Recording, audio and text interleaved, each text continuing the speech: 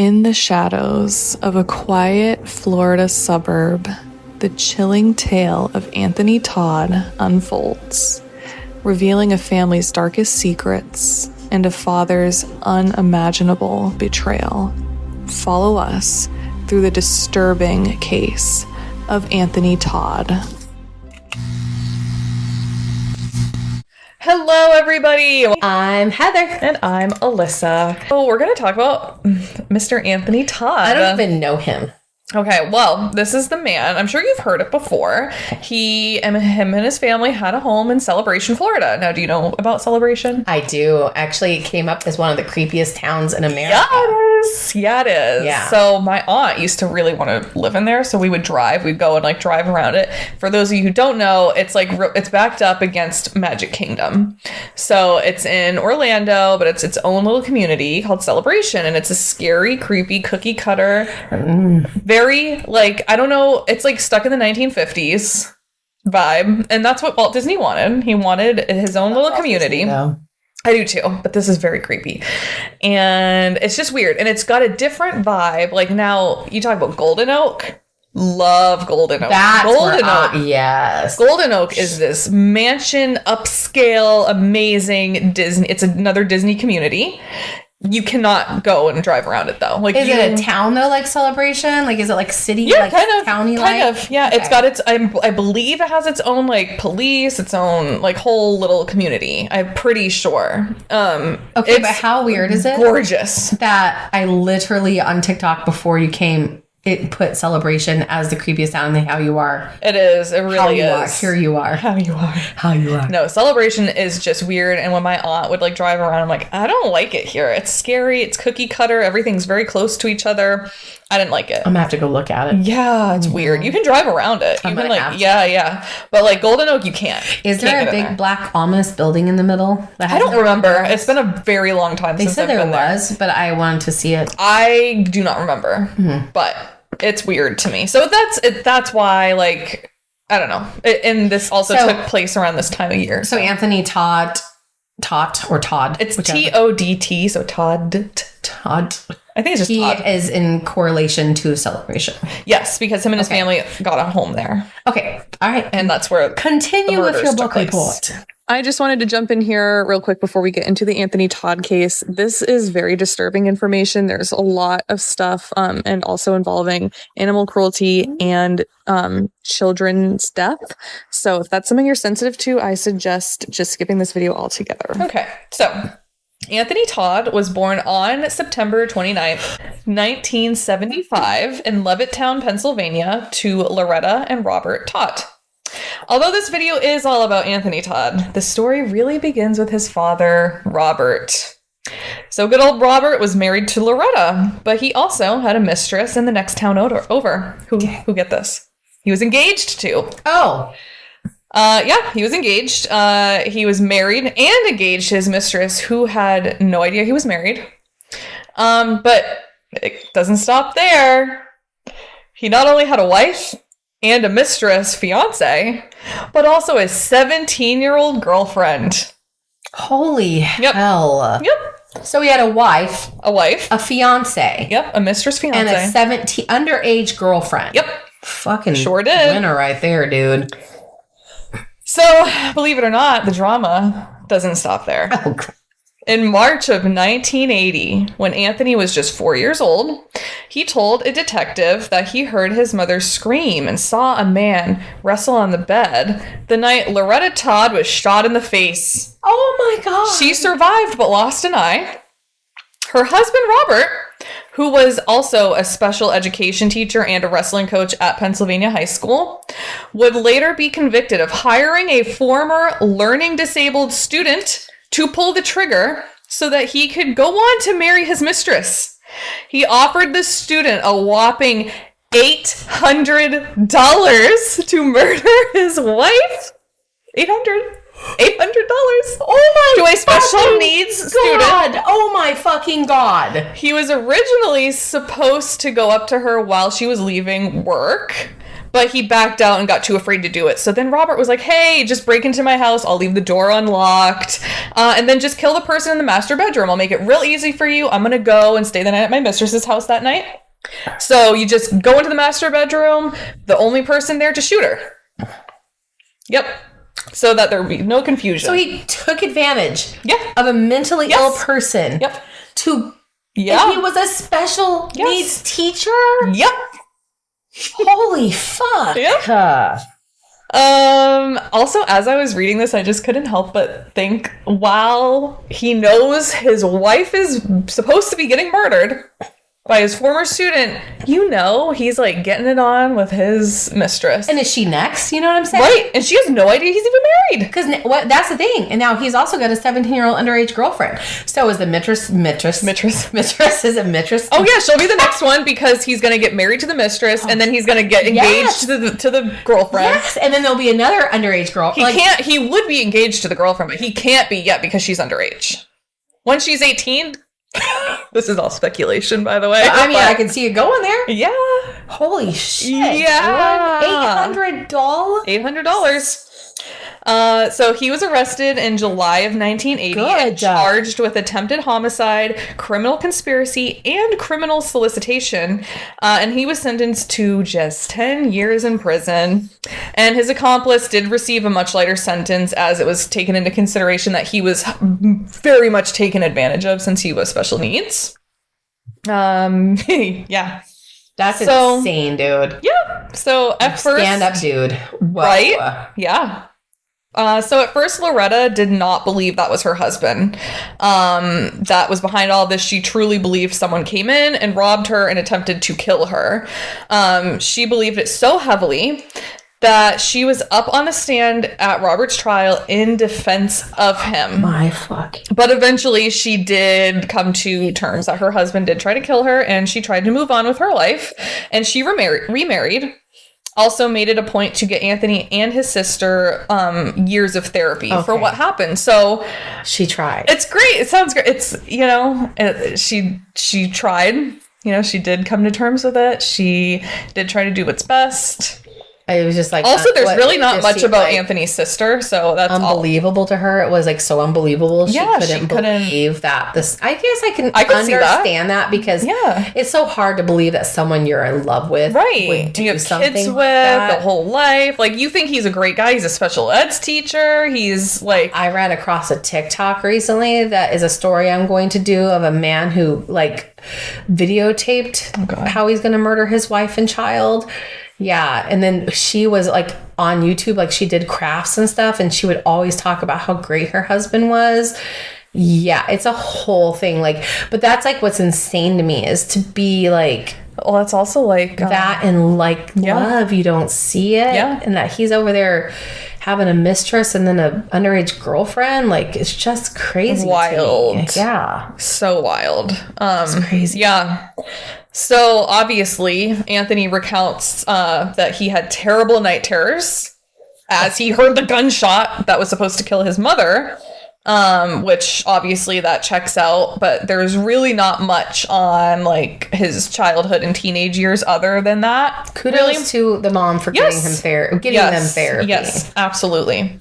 So the main thing that happened in his teenage years was he met his future wife Megan in high school. They were high school sweethearts. What year was it? Do you know? It didn't say. It was kind of hard to find. Megan seems like 90s, but I could be wrong. High school, he was born in 75. So I would say I feel like pretty close to 90s. I was gonna say 80s, somewhere between 80s and 90s would make sense. Yeah. Mm-hmm. Yeah. So she was 2 years younger than Anthony, and she followed him to the same college. They went to Sacred Heart University in Fairfield, Connecticut, where they both became physical therapists. And in fact, Megan received her master's degree in it. And they would go on to open their own physical therapy clinic together. So I don't know why, but as I was doing all of this, I feel like Connecticut comes up so much and so many creepy things, and I want to just like, it's weird. It's weird. It's just like, I feel like it just makes sense. You hear something weird or haunted happens in Connecticut, you're like, oh, yeah, that checks out. There's literally a haunting in Connecticut. Yeah. There's a movie. Yeah, there is. But there's also a movie called Christmas in Connecticut. It's one of my favorite old movies. Old movies. Also, the Conjuring House is Connecticut, I believe. No. I thought it was. I thought it was. Wait, is it? Was it Rhode Island? Is it? Shit, I got. No, now I have Look it up. to. Now I have to. Yeah, know. I have to. It's in Rhode Island. Okay, never mind. It's Rhode Island, but it's still a lot of creepy stuff. There is a lot of stuff that happens in Connecticut. Okay, so that was a tangent. Sorry. If there are like listeners that are still with us, they know we tangent. We are tangent people. Yeah. Tangent. Okay. So they dated for 8 years before getting married and seemed to have a lot in common. They had similar interests and beliefs and were also reported to both be practicing Catholics. While they were dating, they were more relaxed with their beliefs, but when they got married, it was like a staple to go to church on Sundays and that comes into play later on, so that's why I'm mentioning the religion. 8 years dating, that's a good amount of time to like really get to know someone. Yeah. You've known them for lots of different parts of their lives, like from teenagers to young adults, Yeah, that's a good, yeah. I mean, that's not a quick marriage. Chunk of time. So, yeah. So in 2007, they welcomed their oldest son, Alec, into the world. Another side note, that was supposed to be my name if I was a boy. Alec? That was going to be Alec Cole. Alec I don't like it. Thank God I'm a woman, because no. So then, yeah. Oh, I'm telling your mom that. What the hell were you thinking? So they had another bundle of joy in 2009. His name was Tyler. Sounds like just a normal family, right? Wrong. I'm scared. Wrong. So far it does, and like so far it really does. Like other than his childhood. Yeah, but I'm like I'm rooting for them, and that's what scares me because like he got therapy. Yeah. And then he went it on. Seems like things 8 years dating. Like you think she'd really know him. So Megan did suffer with some health concerns, a heart condition called mitral valve prolapse, which is a condition in which the valve flaps of the mitral valve, a valve between the upper and lower chambers, do not close smoothly. Instead, tend to bulge, prolapse, upward into the left atrium during contractions. Some of the symptoms include heart murmurs, arrhythmias, which is an irregular heartbeat, dizziness or lightheadedness, difficulty in breathing, especially during physical activity or when lying flat, fatigue, chest pain that's not because of a heart attack. Other than this, Megan was in good health until they took a family trip to Disney in Florida, where she was bit by a bug at the hotel they were staying at. And she contracted a bacterial infection around her tonsils. And then also got drug-induced hepatitis, which I did not know was a thing. What the fuck? Yeah. What the fuck is a drug-induced hepatitis? Couldn't tell you. I didn't know that was a thing, and now I'm scared. And also, because I'm at Disney and Universal. What kind of drugs? I don't know. It didn't say. So. Like medicine? I'm scared. Yeah. No, it scares me. Also scares me because I'm at Disney and Universal all the time. I'm at Disney too. No, I'm Fairlawn. I don't want to be bit by this bug, please. It was a bug that bit her? Yeah, that's what started it all. She got bit by a bug in the hotel they were staying at. She got a bug, like a stomach bug. No, she was bit by a bug in the hotel and contracted a bacterial infection around her tonsils. Then, whatever drug she had to be put on caused her to have an induced hepatitis. What the ever-loving hell? I know. Scary. That's why I'm afraid of medication. Yep. And bugs. Yep, same. So anyways, after that incident, she was not in good health at all. It was said that she could barely hold on to 90 pounds. Sorry. She was extremely fatigued, had depression, and was overall just really struggling. Duh. She also suffered from several miscarriages, which, you want to know what good old Anthony said? He said it's all her fault for the miscarriages. What the what? It's not, he's like, it's not my fault. First of all, who was blaming him? Exactly. No one. Literally no one. And why did he need to go on and tell her it was her fault? Well, I got some questions for him if he had to specify it wasn't his fault. I feel like he was doing some shit to her.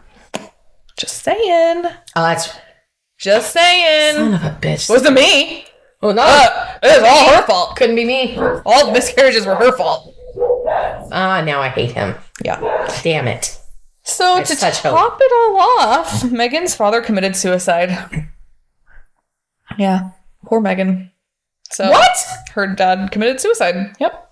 During this time. Oh. So she was just going through it, and her husband seemed to not be a great support system, so she started looking elsewhere and turned to holistic medicine. Although this process, through this process, she got introduced to yoga and then also Hinduism. Love it. Yeah, which to us, not a big deal. No. To Anthony, who is a Catholic. Oh, fuck. Huge deal. Motherfucker. Huge deal. The way he talks about it is so ridiculous. It's like he's putting it down for being a different belief. Also, just because she would regularly practice yoga, he considered her to be very religious. Yeah, because she practiced yoga. She's so religious. How dare she? What a religious woman. Practicing yoga over here. Okay.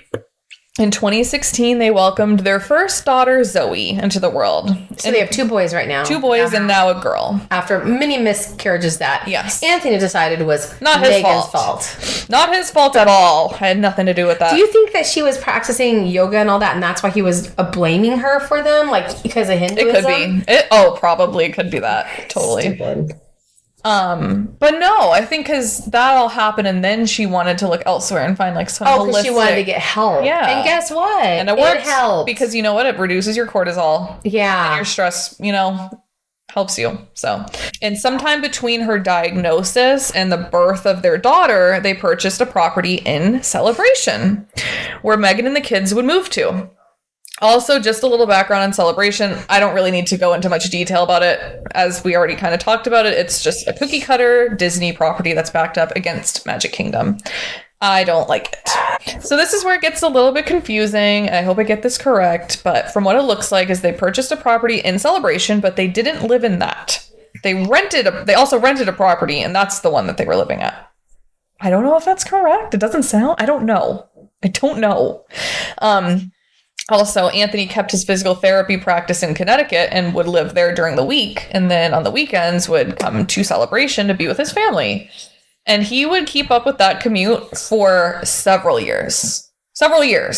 Every weekend he'd fly back to Florida and then he would do his little clinic during the week. Was he a cheater? Surprisingly, no. Oh. Yeah, it's, I guess, weird. So, okay. Picture this. It's 2019, right around the holidays, just as we're in right now. The time of magic and bliss. Yes. It's filled with fun and family. Yes. Only Megan's extended family hears nothing from her or the kids between Thanksgiving and Christmas. Nothing. No. When they tried to reach out, they would get sent to voicemail. And for them, this was very odd because the holiday season, that's typically when you are around your family. Yeah. And also the extended family would all go on family trips somewhere every year. Now, the family was aware of Megan's illness and knew she wasn't feeling her best, so they kind of chalked it up to that. But after a month had gone by and they still had not heard from her, they reached out to the cops to do wellness checks on the family. The cops had gone to the house about 3 to 4 times, but reported no one seemed to be at the house. So then January 13th, have not heard from her between Thanksgiving and Christmas. January 13th.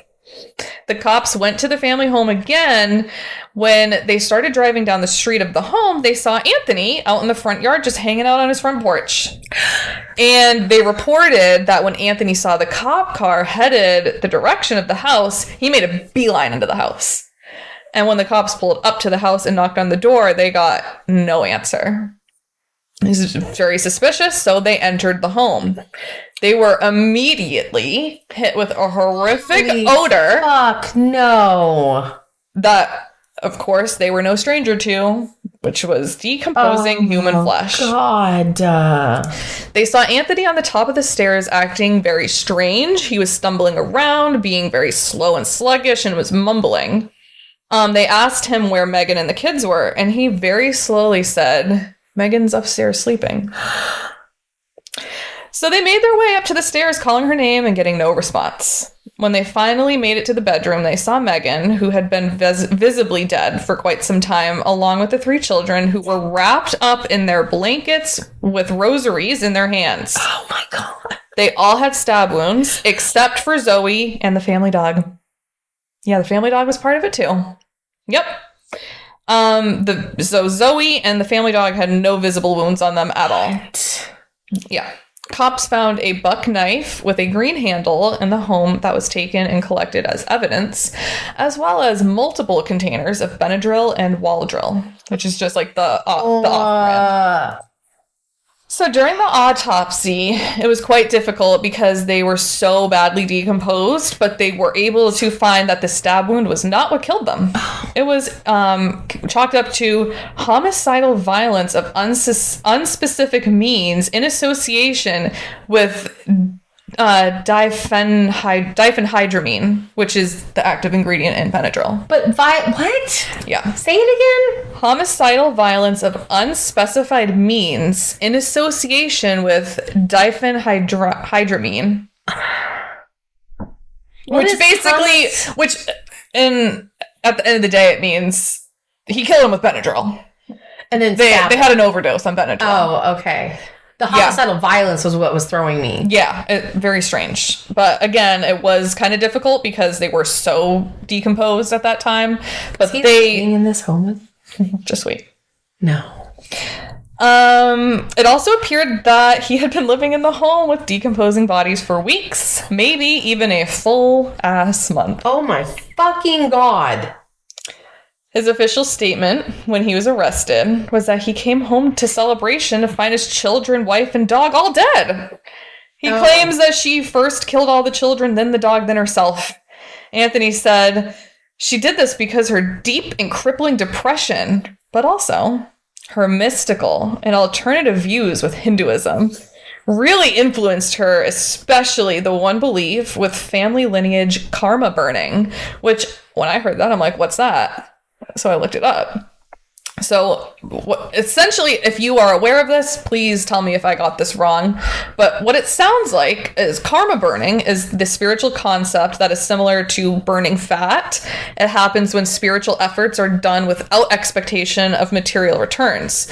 If spiritual efforts are done with the material expectation, then good karma gets added to your karmic account, and adds a seed that will fruitfully in the future serve as a life reward. That's what it said. So my assumption is it's all about, I could be wrong here, but like getting rid of, like, burning any karmic ties you have, like, you know, like just in a spiritual sense. And because as we know, like that can, I mean, if you believe in that kind of thing, that's a thing. You could have done stuff in past lives or whatever, and you want to get some like brownie points for life, you know? Just change your life. But yeah. That's kind of how I took it.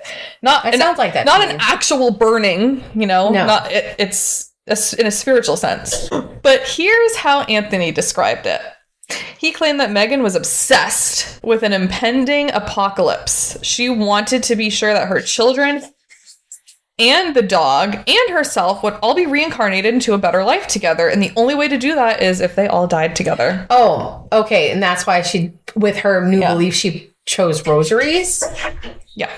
So apparently there was some evidence to actually back up what Anthony was saying, as in early December, Megan had texted Anthony's sister saying, "The world's going to end on December 28th. Wait. Not funny, but she texted her sister and just said that. Oh, wow. That's just great evidence there, Anthony. Yeah, right.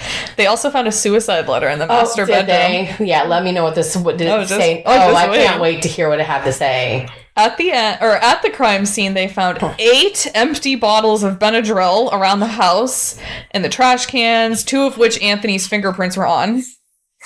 There were also 2 cell phones on the table out on the patio, along with the buck knife that they had already collected for obvious reasons.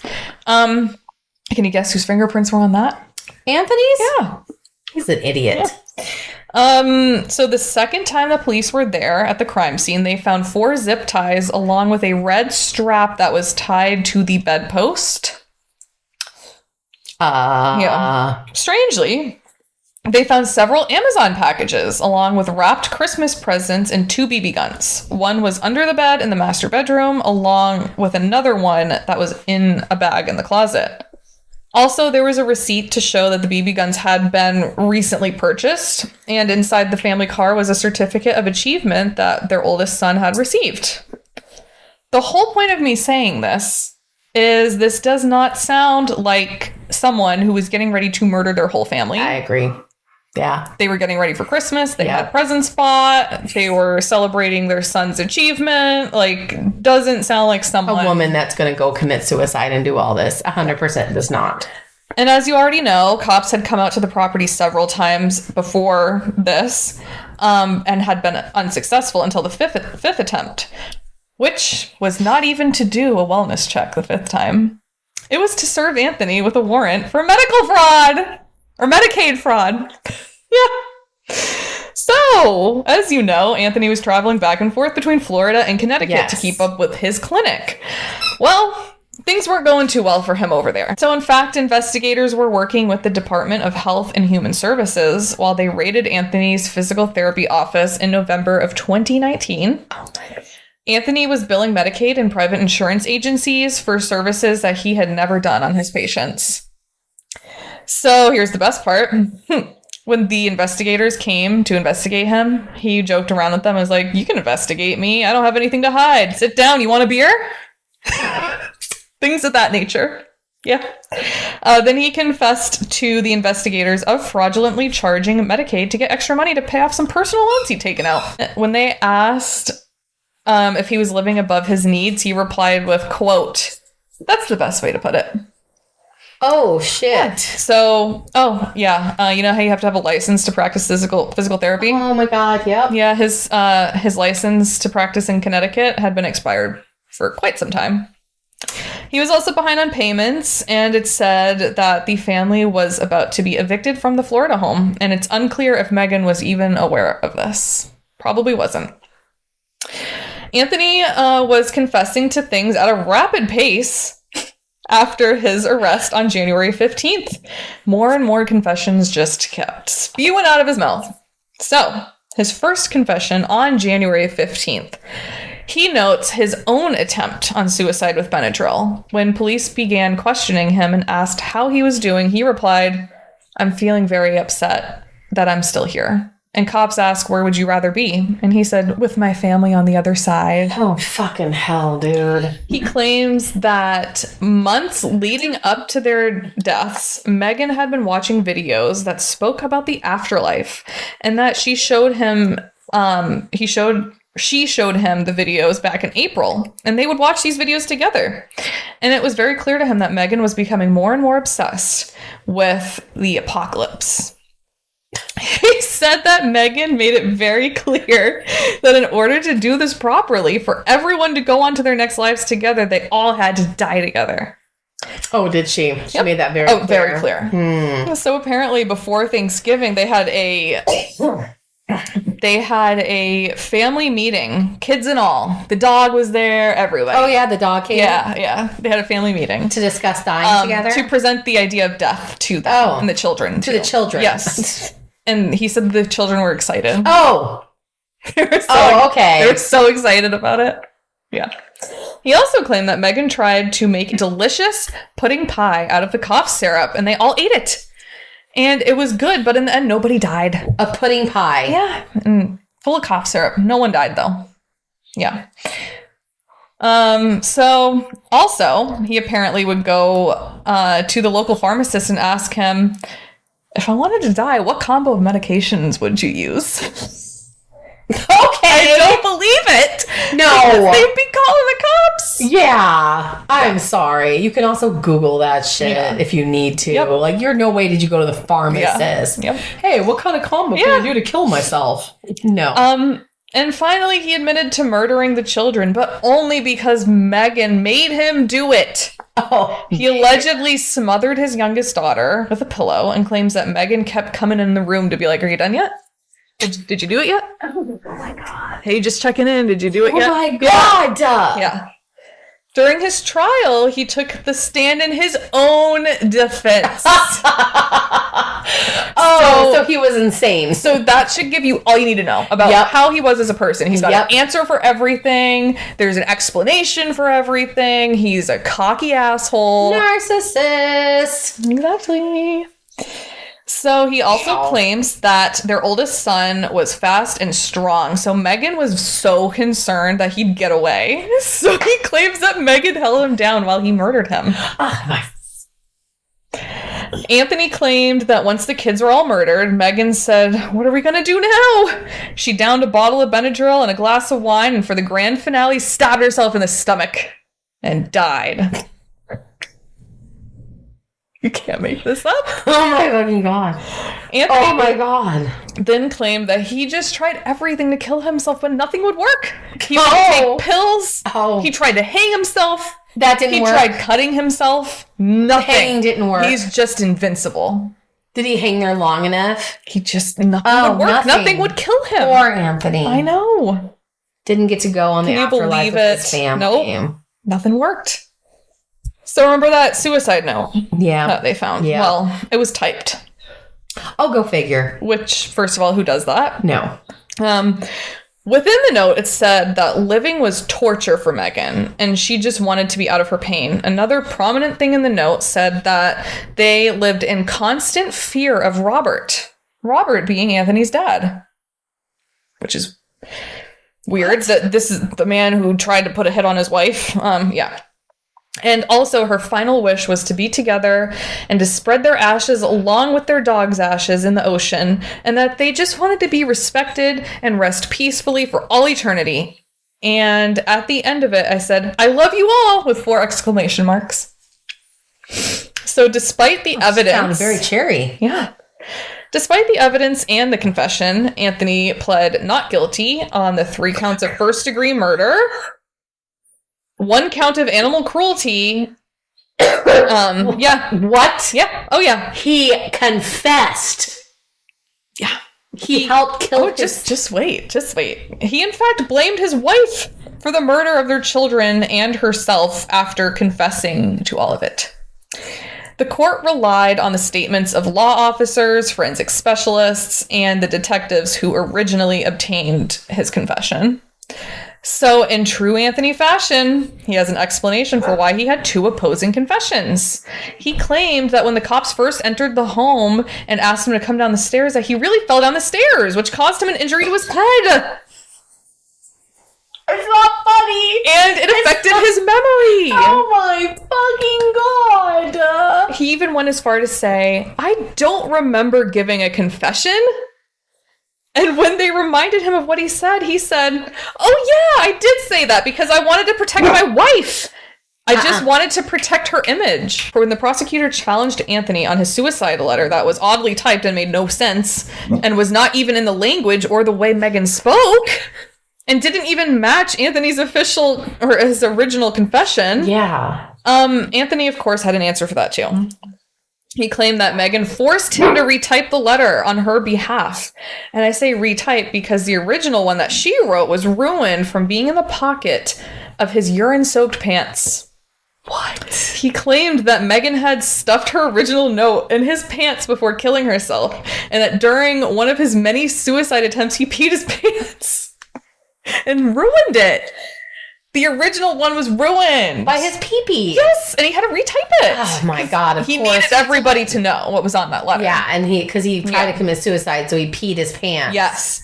He also claimed that he forgot to add the most important part of what was in the original letter. Oh. And do you know what it was? What was that? "Tony, I love you forever. Please forgive me."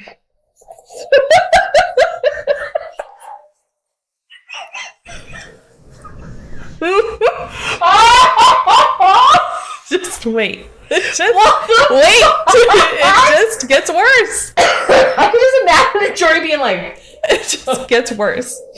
During the trial, he started crying and was all sad. And then once the prosecutor gets visibly annoyed, he completely changed his demeanor. Okay.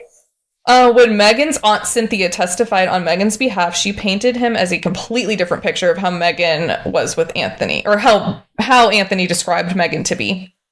She said she was very involved in the community, would bring her neighbors soup and other goodies when they weren't feeling good. She also went on to say that the children would put on concerts at nursing homes.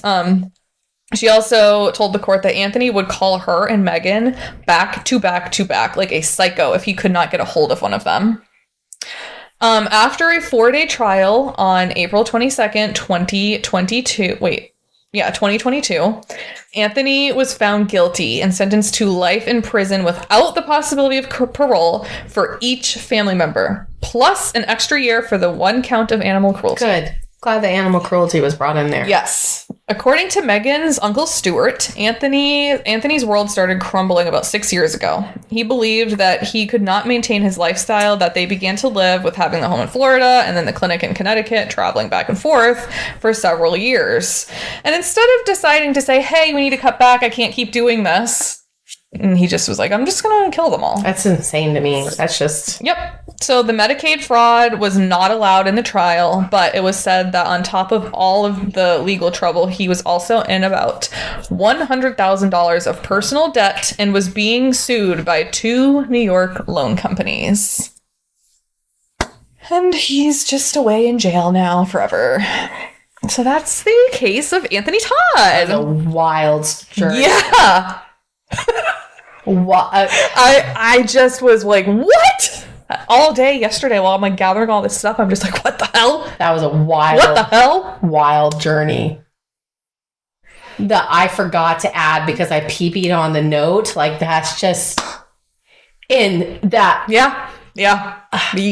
Why do these men that are crazy Why do men represent themselves? I know.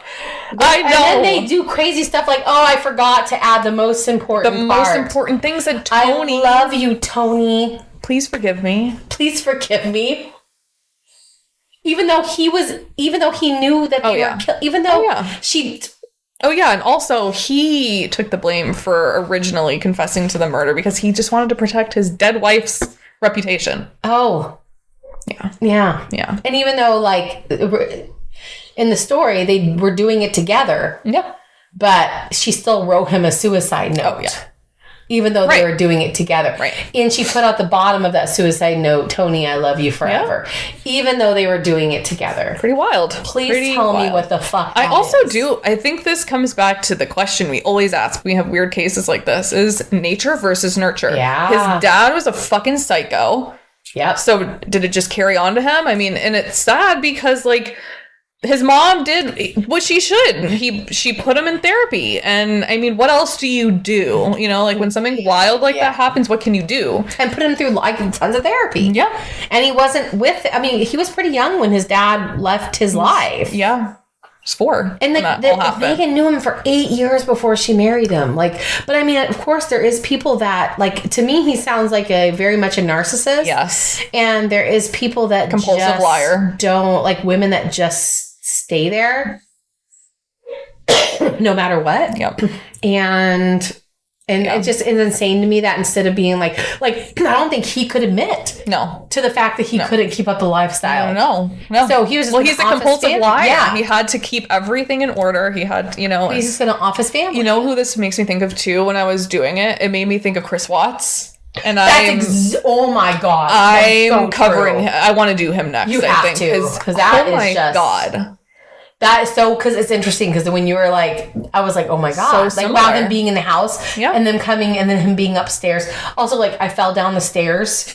I'm sure the cops are like, no, you didn't. And he's like, no, I did. I did. And I bumped my head, and I don't know what I said. And the cops are like, no, you probably, no, you absolutely did not. And that's why they need body cams now. That's why they got with Chris Watts, because of his demeanor and how he was acting and, like, everything that goes on. It's just like, what the fuck? Why do men? Why do men? Yeah. It's just, you know, and it's kind of like the Black Dahlia case, right? It's like her father. Just, I can't say I want to get a divorce. Yeah, I don't want to take care of my family anymore. I'm just going to disappear. I'm going to pretend I died. 12 years, then decide to write a note. I mean, Yeah, isn't it just better just to stay away at that point? To me, I'm like, that's just better. Let it be that she thinks she committed suicide. It's been what, 12? Oh, 12, it's been 12 years already? Oh. I feel really bad. Maybe I should apologize. Let me write a note. I didn't die. I'm sorry. I just went Please for a new forgive me. life. It's wild. To me, that causes way more issues. Oh, yeah. Than These these men are out here in these streets saying women are crazy. In these streets. They have the audacity to say women are crazy. Excuse me? Yeah, what is up with that? Can we talk about it? How men are like, oh, women are crazy. They're hormonal. Yeah, at least we don't ditch out. You're right. At least we don't go and have a mistress and an underage girlfriend. And then we're like, yo, you know what? I'm gonna be a special needs teacher. Then I'm gonna trick one of my special needs peak students to go kill my wife. For $800. Because that is easier than being like, I want a divorce. Because again, probably a narcissistic. And again, probably a compulsive liar. And again, could not admit and show the world that he was a piece of shit. Accurate. Why do men? Thank you for coming here on our special of Why Do Men? Why do men talk? We'll have plenty more of these of Why Do Men. This needs to be its own playlist. I'm going to call it Why Do Men? Why do men?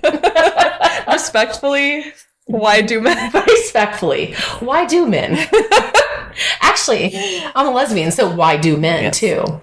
I think we should have another podcast where we interview men, and it'll be called Why Do Men? Oh my God. Good idea? That's a really good idea. We could just be like, why do men? So why? And they'll be like, we'll tell them a situation and be like, why do men? And they'll explain to us. And we'll be like, still, why do men? That didn't explain it. Why do Okay. All right. For our male listeners, we love you guys. We still love men, but why do men? That's just I do want to put it out there. I did hang out with a group of men the other night, and they are literally, I'm telling you, like, they do make me not hate men. It is my boyfriend's friends, and I've truly never met such nice, genuine dudes in my life. And Seth makes me not hate men. I love Seth too. Yeah, he makes me not hate He's so men. nice, and they remind me, they're similar, very similar in that way, and they're just genuine and nice and caring. We call them a girl's guy. Yeah, they're a girl's guy. Yes. They just don't have that like toxic. Yeah, and you know what I like is like instead of like typically when there's a group of 4 guys and 1 girl, they have to make it awkward. They include me on everything. They laugh. They joke. Mark did my AI photos, and he was giving me direction. He's like, "Okay, now do a candid one. Now smile. Now do one where it's just straight face." Wait. Can you just post one of your ones with the line? Yes, I will put one now. There you go. Right here, because it is. I want that for my actual. Amazing. You know, I like a girl's guy. I like a good girl's guy. So I don't want to seem like we're bashing men because we have met some lovely men. But why do men? I mean, still, I probably asked them as well. Why do men? And they would be able to give us a correct answer. They do. Yeah. Well, I eventually will have Seth on here, or maybe we could get Mark someday on our podcast. Yes. To just have oh my God, question. I would love that. I would love it. So I've much. only seen Mark from a video, and instantly I was like, I like him. So sweet. And I'm so picky about Andrew's friends because they are all just like, oh my God. When he showed me a video of him, I'm like, love his energy. I loved his energy. Yes. Like instantly. Just so sweet. And that's the same with like Seth. Love his energy. Like instantly. It's like you meet some guys that just instantly make you feel safe. Yes. Do you know what else? They were all talking about their girlfriends and showing pictures, and it was just the cutest thing. And I'm just like, oh my freaking God. I love that. Yes. I love that so much. It was so cute. And then also, we're talking about Seth. Like, he was putting up Christmas lights yesterday. And I was like, well, I'll pay him to put up my Christmas lights. And Jeff was like, I'll ask him. And she's like, he said he'd do it. And I was like, how much? She goes, he's not going to. I was like, I'm going to pay him. Yeah. But then also, I was like, I love Christmas. And then he's like, I forget what he said, but he had something like, I love Christmas, boy, or something. Fucking, fuck yeah, Christmas, boy. Yeah, fuck yeah, something Christmas. that had boy at the end. And I was like, hell yeah, boy. I also want to put it out there because there are other guy friends like Joe. Love Joe. Love Steve-O.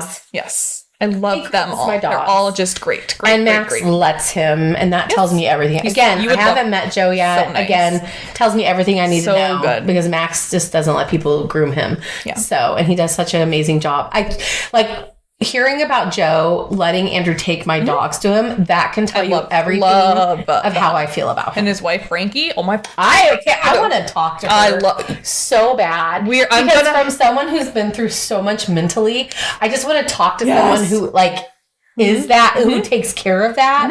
You know, I have some things. I just want to talk. You know, so I want her on the podcast. Also, love the name Frankie. No, love the name Frankie. I love her. Love her. Also, for everybody out there, and Ebba. I love Ebba. Oh my hairstylist. She cannot do anything but hair forever. Ebba. Ever. Can never not do my hair. Stop. We'll support you. Me and her together will support you. That where you can do hair forever. Yes. She does both of her hair and it's amazing. She does amazing. And she did Ben's hair with the little design. It's the cutest thing ever. And he's like so proud of his design. And it's just the best. So we have a really good group of people. And just so everyone knows, when I say Jeff, it's our friend Jess, but I've nicknamed her Jeff. Yes. And so that is her name. Yes. And she says, "It me," when you say it's Jeff. It me. Love it. So yeah. We have a good group of friends now. It's just a good wholesome group it's nice though. It's nice to find so many. Yeah. Especially like and Kylie. I love Kylie. Of course. I know she listens, and all her friends that she's had listen to the podcast. We love you guys. Love all of you. I can't express all of my love for the people that like let me listen to you. All of like, you know, Jess's nurse friends that were just like, let me add you. Like, I know we said that's on our Thankful Pat podcast. We're just but like I'm so overflowing. Yes. And then that really cool thing where you're like 4% is in Australia. Like that's so cool. Oh my god, that's so cool. In Norway, 1% in Norway. Hell yeah. Hello. That's so cool. Yes. Like I just love it, and I love that we get to talk to you guys and share our thoughts, because like this is, again, we say this every time, such a passion. It's such a passion. Oh, so like I get hyped. So much passion. When you're telling things I don't know about, I'm like hyped. I'm like, you know, that whole thing. I'm like crazy, especially when it's a good. These two were good. Wild ones, that's for sure. But all right, we need breakfast. I'm so hungry. All right, so please remember to like, comment, and subscribe, and check us out on Apple Podcasts and Spotify, and we will see you in the next one. Bye.